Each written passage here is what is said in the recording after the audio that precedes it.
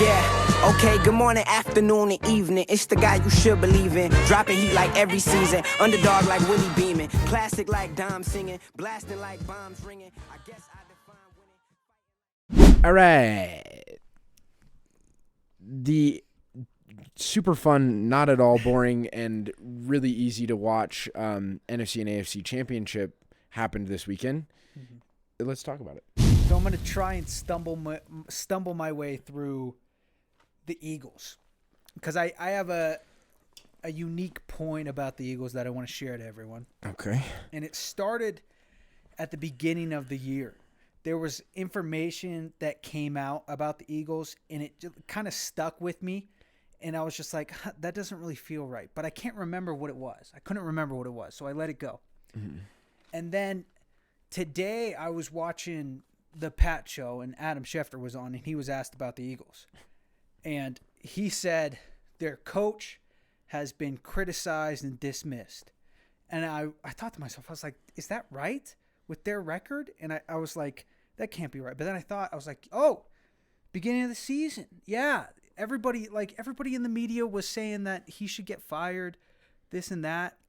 And then he also said that Jalen Hurts had been criticized and dismissed. And I was like, it didn't take me as long, but I was like, oh yeah, because there was that one week where everybody said that in the media, everybody said that he couldn't throw the ball. He hasn't played a good year. It was all Saquon.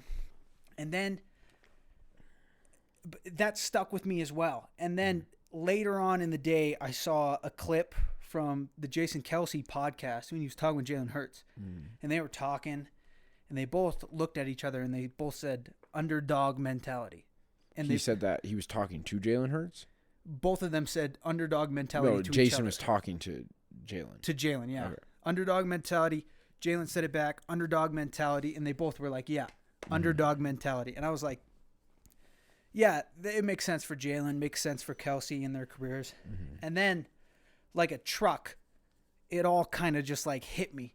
And I kind of like had a revelation of what was bothering me with the Eagles. Mm-hmm. Because then I remembered the people that were saying that Nick Sirianni should have gotten fired. Mm-hmm. That wasn't the media. That was the fans. When they had a positive record, the fans were calling for Nick Sirianni to get fired. Mm-hmm. And then I thought about it. I was like, that week that everybody was saying Jalen Hurts can't throw the ball, the person who started that was A.J. Brown. So the people that started these criticisms were either their fans or people from within their organization. And I bring this up because they're now in the Super Bowl, and I think Nick Sirianni's a genius.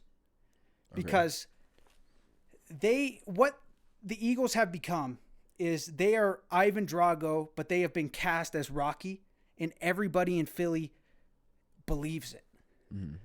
What Nick Sirianni has done is he has created one of the best defenses. He has one of the best O-lines. He has statistically the best running back. He has a good QB. And, I mean, their wide receiver duo that they have is pretty damn good. I don't know where you would rank them. I would rank them top 5. Probably. And culture is so important. And that Jason Kelce and Jalen Hurts really like kind of opened the floodgates for my mind. Their culture is being the underdog. You can't be the underdog when you're Ivan Drago. But they've done it. They have flipping done it. They have one of the best rosters in the league, I would say. But everybody in the organization and everybody in the city thinks they're the underdog, which is so important. And for that and what Nick Sirianni's been able to do, that's like, in my mind, that's impossible to be able to do that. I personally think that this whole season has been kind of planned, because there had been information that came out about Nick Sirianni, how he will take responsibility for the mess ups of players, and everybody in their locker room knows that, and that's why they respect him. And he looks like a jackass in the media, but really he's the one who's taking accountability for the mistakes that his players make. So with that being said, how he's able to do the unthinkable, where not everybody, I think there's a lot of people that think the Eagles are very good, but the city, the locker room, they all think they're Rocky, but they're really Ivan Drago with the mentality of Rocky. For that, I'm taking the Eagles in the Super Bowl. Okay. That was my little spiel. I just wanted to get that out because it was something that had been constantly going on. Because if you ask Philly fans, like if you go to a Philly fan and you say, Saquon's the reason you guys are winning, you know what they say? Oh, no, the offense, the O-line's really good.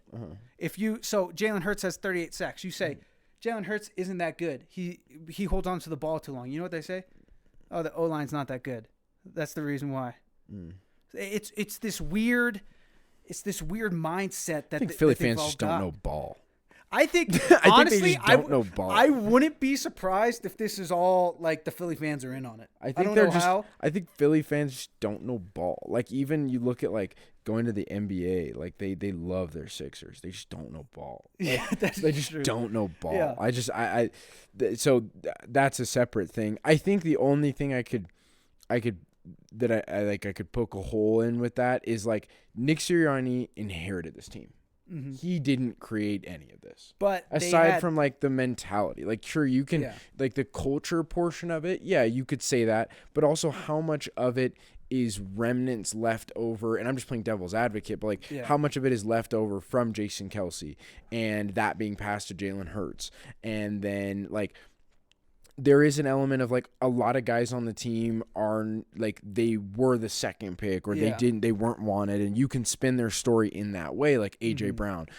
But like you can spin it like AJ Brown was on a terrible franchise and he never had a shot and then he got out. He wanted out. Yeah. Like Devontae Smith, you can say like he was counted out. They said he was too small, but he's a really good receiver. He was the Heisman. Yeah. Jalen Hurts was bounced around from school to school. He went to Alabama and Oklahoma, and he went to the Super Bowl and played the best game of his career in the Super Bowl. So, Saquon Barkley, he was on a terrible franchise. No one ever wanted him. They said that he was terrible. They said he was old. They wanted to get rid of him. He's a Hall of Famer. Yeah. Like, you can go down the list and do the dog mentality thing. And I think there is an element of that of like, maybe Nick is socially very adept and he is able to create that narrative around the team. But when you really look at the team as a whole, like I don't think he's done all, like I don't think he was that good. And the reason I say that also is because Shane Steichen left. He went to the Colts. Now, Shane Steichen didn't do anything with the Colts, but they immediately got worse. We saw what they were last year. They were terrible. And then guess who came? Kellen Moore. And it's like, but their defense was one of the worst last year. Now they're one of the best off-season moves. But again, that's the same thing that you can look at and say the same thing about it is like Jalen Carter. It's like, well, okay, Jalen Carter, no one wanted him. No one wanted to draft him. He's a terrible human being. He's a generational prospect. Yeah. And then you look, it's like Cooper DeJean, no one wanted him. White guy, Reed Blankenship, no one wanted him. Still a first-round guy. They were still a first-round guy and one of the best safeties like coming out of the league. C.J. Gardner-Johnson. Oh, well, he wasn't good. Everyone said he was washed and all this stuff. Like the Lions wanted him. Exactly. And we saw what they were. So, like, I look down the line and I get what you're saying, and I definitely get what you're saying in terms of, like, Nick being able to create the culture, but he inherited this team. Yeah. He's done, to me... But you're also agreeing with me, like, they are a powerhouse of a roster. Yeah. I agree. I agree with the premise of... Underdogs. Like, they don't have talent. I agree with the premise of what you're saying. My point is that I don't think it's Nick. Like, Nick is he's socially done something in creating a culture. He has done nothing for the football team. He is like, it's the same way you look at like these other countries that are like have nukes. They're like, we have nukes. And it's like, yeah, you're right. You do have nukes. And it's like, it's a gun. It's a rusty gun, but it's still a gun. Yeah. Like, you know what I mean? It's the same thing of like, I think he's a little kid with a pistol and he doesn't know it. Like, I think he's good socially, but he just got handed this team. It wasn't like he went out and like, I'm going to draft this guy. I'm going to draft that guy. And maybe I'm wrong. Philly fans, come for my head. Please do. But I think he inherited a lot of this, and there's a lot of leftover from the Jason Kelce specifically. I think he's the heart of that team, and I think it took them a year last year to get over. That's another reason why I'm saying it's so incredible and so impressive that Jason Kelce left and they've become a powerhouse, but the culture hasn't changed. I think it's really funny. I think it's really interesting that like everyone's just like gonna like sweep under the rug how terrible they were last year. Like they were at the end of the season. Yeah, I mean they were shaky the whole year. They went. I'm pretty sure they were undefeated until the end of the year. I think they were like 10-0, and then they lost out last year. Yeah, I'm pretty sure. Like they were really good at the front half. I think it was a Chiefs syndrome, though. I don't think it was. We'll have to go back and look at the games, but I don't remember them being like a dominant team or ever looking at them in the playoffs and being like, they're going to go to the Super we Bowl always said that their secondary sucked, which was true. Their secondary sucked. But I'll say, and I don't know this, of course, but I'm just going to try and be a little positive to end the Eagles segment, is that even if you inherit a team, it's still impressive not to wreck the team. You know, I'm pretty sure there's plenty of guys that have inherited good teams and wrecked it. I would say. So at the very least, we'll see. At the end of the day, look, I said this last year. I'll say it again this year. It doesn't fucking matter. Patrick Mahomes is under center for the Kansas City Chiefs.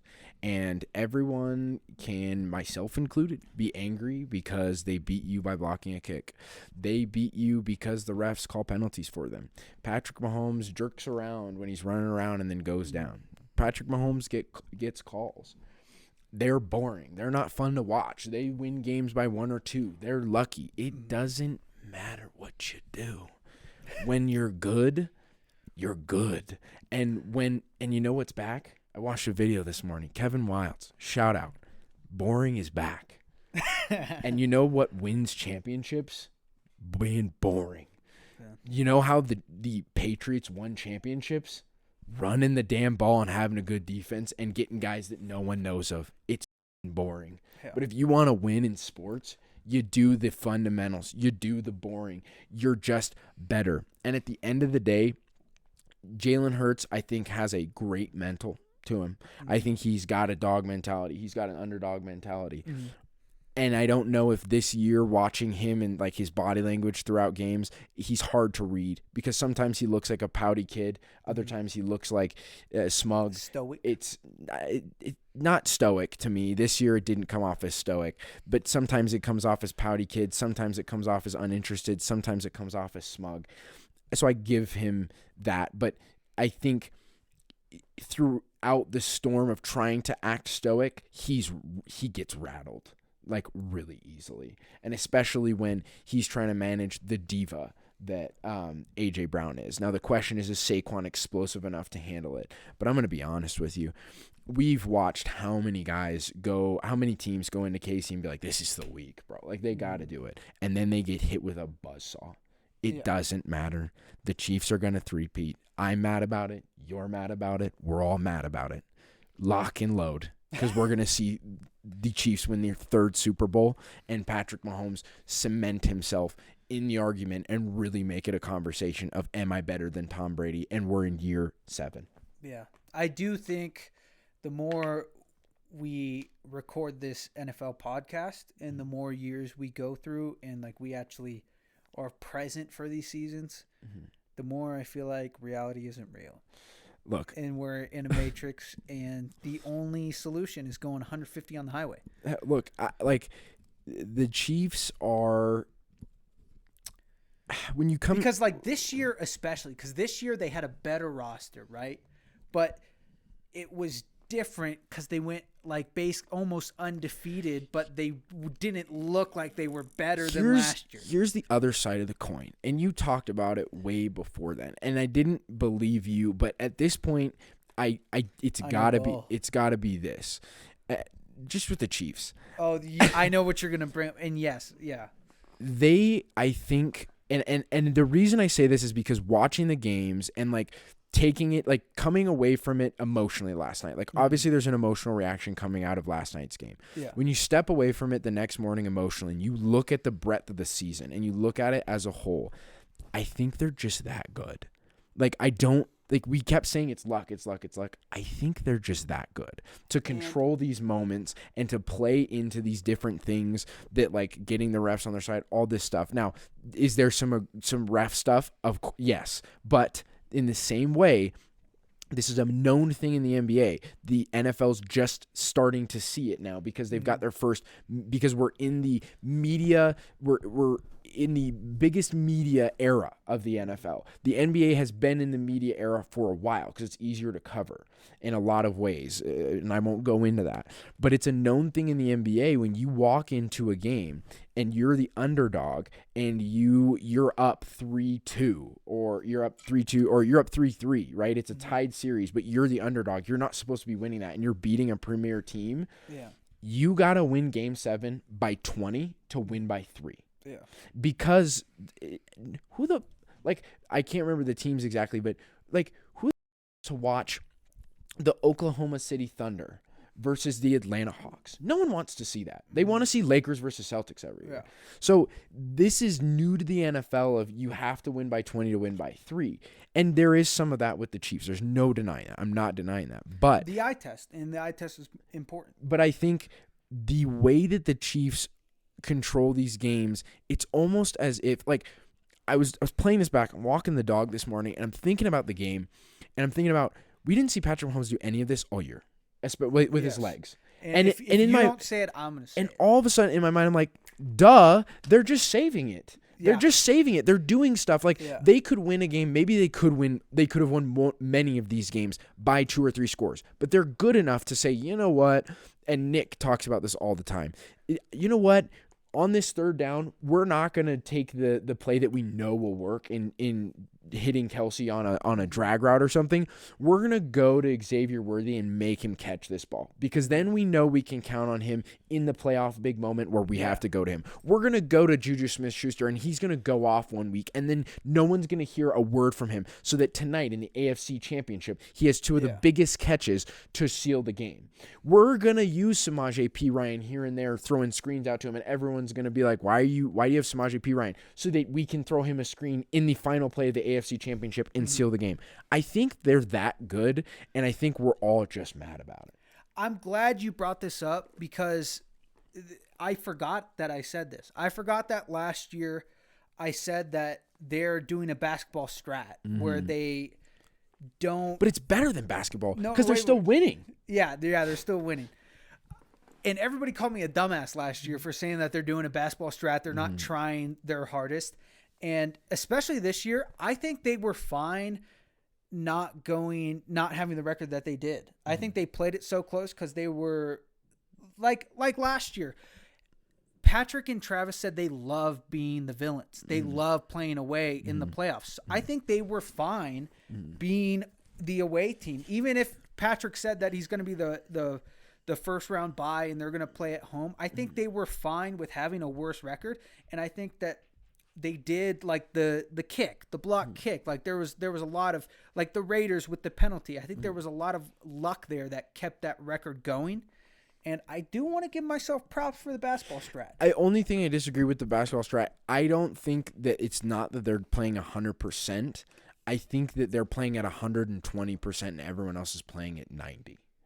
Like, I think that that's what my point is. They're that good to where they can control these games to where they don't have to play at, like, they're 120% while the rest of the league is 90. So it looks like they're going 80, but they're so far ahead of you mentally and in the scheme and everything that they're just skating by. They're doing what they need to do to get there, but they're so good that it looks like they're not going 100%. That's the only way I can rationalize this in my head. Yeah, I think they, just like LeBron in his older age, I think they turn it on when they need to. Yeah. And I think they're the only team that has the ability to do that, and they're the only team that does, like, actually mentally do that. What makes them different and because there's other teams that try and do it. What makes them different is the stop and start. A lot of teams, once you get, it's with the Lions, it's a completely different thing. You look at the Lions, there was no, we're going to take our foot off the gas because we need the momentum the whole time. We need to feel this momentum. We need to blow teams out and have all these big games. And when you look at the 2 number 1 seeds in both conferences, completely different stories. And obviously you wonder, wonder, are the Lions going to come back and try and do something like that next year? Yeah. But it's just a completely different mindset that each team took of like, we need to put our foot on the gas because they haven't been there. Mm-hmm. So they need to just foot down on the gas the whole way, smash it, beat everyone's face into the curb. You go bite the curb. You go bite the curb. I'll be out to beat your ass in a minute. And the Chiefs are like, we've done this. We've done it every way. We've done it every way. We've done it as a lower seed. We've done it as the number one. We've done it going into the playoffs and winning on the road. Like, we've done it all. It doesn't matter. And I think a good way of putting this to people that are watching, putting it in football talk, because right now you probably think we're talking conspiracies. What we're specifically talking about, like this mentality that they have, is the last play with the Chiefs that sealed the game with Samaje Perine. They said that Pat talked to the Colts head coach when they almost made the playoffs. They're like, why did you throw the ball to the third string on that one play? And it's because he's the third string. Nobody's going to think we're going to the ball in that situation. Yeah. That's what the Chiefs did. Yeah. The Chiefs knew that Samaje was in the game and nobody was going to be thinking that he was going to get the ball. Right? Like, that's a great way of putting it for the people watching in football terms. It's not like a conspiracy that like they have magical powers. It's like within play calling, they make themselves look worse, or they do things that are unconventional, and they are playing mentally with the defensive coordinators or the players. Well, that, and I think there are moments though at the same time where they go, we're going to do the obvious thing because he needs to rise to the moment. Like, we need to know that we can count on him. Yeah. So I think and that's what makes him so dangerous, because you don't know what you're going to get. You don't know if they're going to be conventional and be like, okay, we're going to go to Travis Kelce here. We're going to make sure he lives in the moment, which they know Travis Kelce. They've got him figured out. That's why he didn't have any big moments this year. Yeah. But Xavier Worthy, the rookie, right? We're going to throw the deep ball to him. And even in the Super Bowl, it was Marcus Valdez-Scantling. Scanling, no, it was Mecole Hardman. Mecole Hardman. Like they that's what we're talking about. Like how mentally they, in big moments, they know what the opposing players are thinking about. They're not thinking about Hardman or Ryan. And they know that they can count on them because of what they do. Because they do it all in the regular season, and they play these games so close because they're trying stuff out, and they're like, "Well, we need to know that this play works in the playoffs, so we're going to do it here." And it may look weird, and maybe it doesn't work, maybe it does, and you just have a guy that's just that good, that can control the game at that level. That's just both Andy Reid, I'm talking about, and Patrick Mahomes. It's just it's greatness. It is greatness, and it's hard to admit, especially when they're in our division. But on the same note, if I'm the Bills, I have to live with the fact that I'm not going to go to the NFL champion. I'm not going to go to the Super Bowl unless the Chiefs are out of the playoffs. Yeah, we will never, the Bills will never beat the Chiefs ever. And in the playoffs. That was end of the day. I'm Devin. That is Zane. This is Buffet Sports. You can catch us on YouTube, TikTok, and Instagram. It's all right down here. The Chiefs are going to win the Super Bowl, folks. We'll see you next week. Yeah, okay, good morning, afternoon, and evening. It's the guy you should believe in. Dropping heat like every season. Underdog like Willie Beeman. Classic like